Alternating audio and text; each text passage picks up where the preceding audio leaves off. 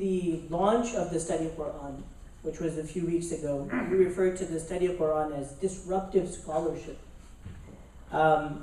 This is somewhat of a jarring statement. Could you elaborate upon that? What did you mean by it? In what way is it disruptive scholarship?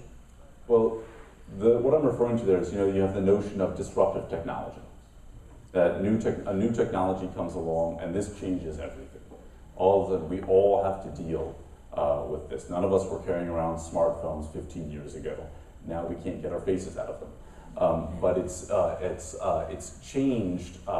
Just this technology has changed the way we do business, and everybody who's doing business has to adapt to that technology in some way. Now, what I'm referring to here is that if one goes through the Western academic tradition regarding the Quran, you'll find a lot of throwaway lines about the commentary tradition.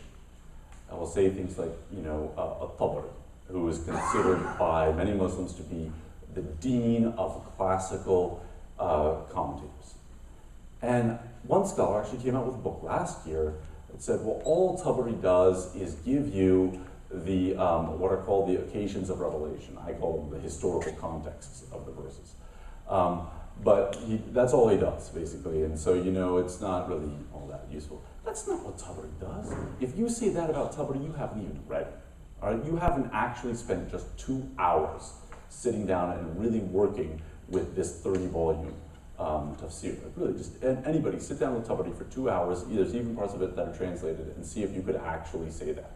And then other people you'll find will say things like, well, we can't really work with the classical commentary tradition if we want to understand the Quran.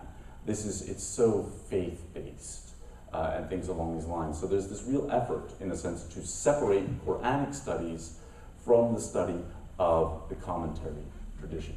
What we have done is we've put the commentary tradition front and center and said, this is how you can use the commentary tradition in studying the text of the Quran. Not only that, part of our contention is that you absolutely must take account of it. How could you do historical critical scholarship in the modern context and throw away what people have said and the debates that people have had for 1,300 years about the historical contexts of particular verses of the Quran? That's just lazy, all right? It really is just lazy. And people have to go back. There's Behnam Siddiqui said it very well, that many scholars of the historical critical tradition have made a molehill out of a mountain, all right? If you want to do scholarship, you've got to climb the mountain. And so this is one of the things that we're saying is you really have to go back in there, and this is going to raise the bar.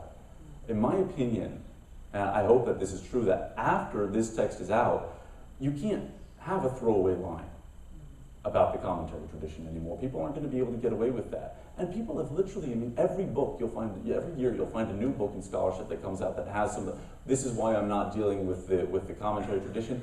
And I only devoted 2 sentences to telling you that. That's really, it's an assumption that needs to go away and people need to be called on it.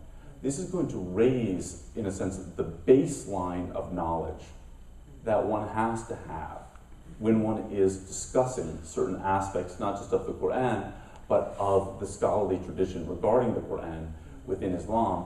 And in that respect, it's going to be disruptive because everybody's going to have to at least account for that. You don't have to agree with it. You can say we did a horrible thing in what we did, but you're at least going to have to be able to have a discourse about what the classical tradition says about these particular verses.